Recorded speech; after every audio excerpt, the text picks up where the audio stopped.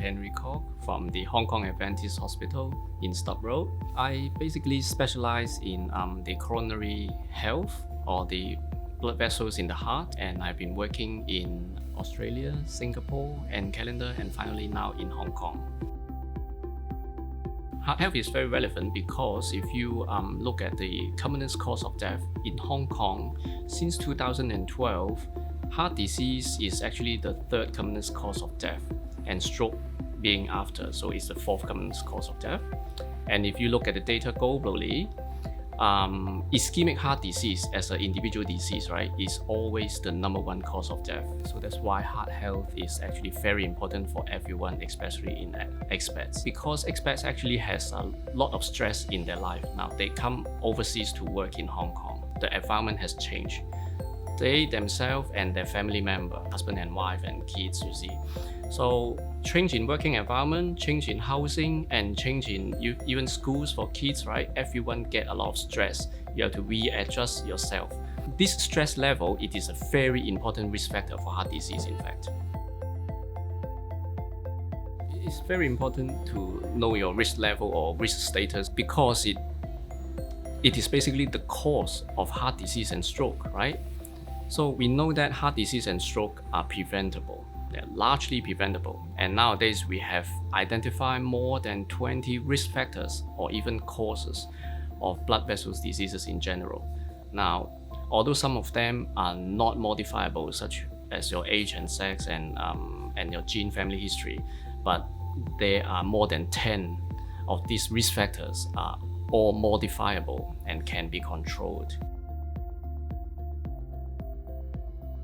Individualizing your lifestyle, healthy lifestyle is important because in the past 20 years, people has been knowing more and more about how to keep their health, heart health, keep themselves healthy in general, due to the media and basically better medical education for the publics, etc. Right? For example, exercise.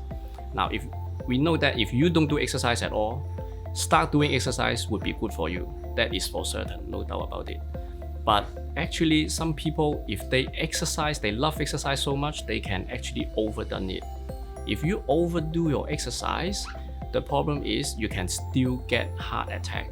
You can get arrhythmia. The heart can suddenly stop or go into some kind of abnormal beating. Okay, it can also cause stroke by causing atrial fibrillation when you over-exercise yourself.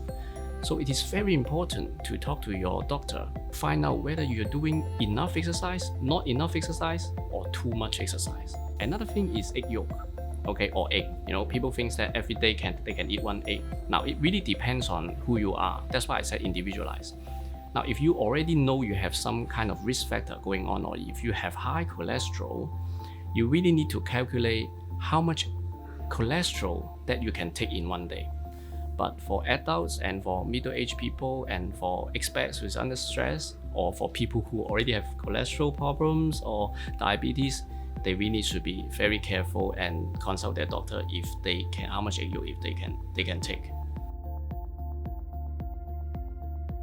Know your medication well and also have an emergency plan. So for the medication, we really need to know not just the name of it or how it functions, but we also need to know the side effects and what does it do to the body, and if there's any large trials or study or experiment to confirm its efficacy or its usefulness at all. If you think you have a heart attack, try to find out which hospital you can go and where is the closest hospital, and whether your expat insurance will cover that kind of things. If you have a heart attack, nowadays the basic treatment strategy is within 12 hours, if you receive the correct treatment, you will have a great survival benefit and you will have great recovery. And for stroke, if you can have treatment within 4.5 hours, then your chance of getting fully recovered would be a lot higher.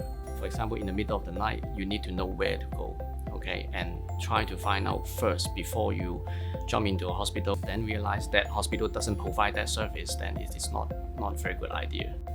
So that's why everyone should have an emergency plan.